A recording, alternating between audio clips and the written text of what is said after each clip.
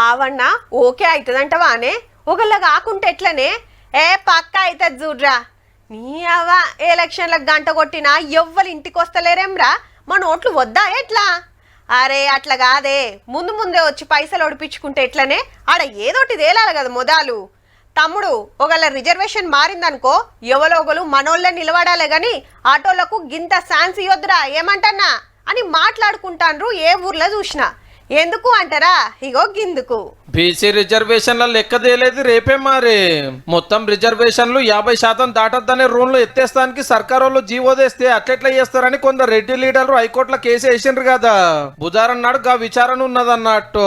వాదనలు గట్టిగానే వినిపించాలి బీసీలకు న్యాయం చేయాలని సర్కారు వాళ్ళు తిప్పలవాడుతున్నారు సుప్రీంకోర్టులో ఎన్నో ముఖ్యమైన కేసులు వాదించిన తోపు లాయర్ అభిషేక్ సింఘ్వి గారికి CM Revanth Reddy sir phone చేసిండు ఈ కేసు కూడా వాదించమని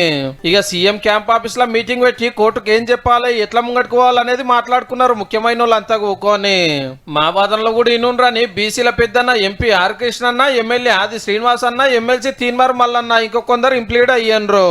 56% జనాభా ఉన్నటువంటి బీసీలకు 42% ఇస్తే ఎందుకు మీకు కక్కుర్తి ఎందుకు ఈర్ష్య ఎందుకు అసూయ ఎందుకు ద్వేషం ఈ కులాల మీద అగ్ర కులాలకు 10% రిజర్వేషన్లు ఇచ్చారు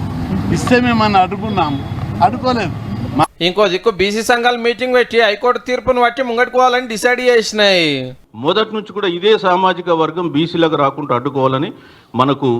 కోర్టులలో ఛాలెంజ్ చేస్తున్నాం మనమేమో ఓట్లేసి వాళ్ళని భుజాల మీద మోస్తున్నాం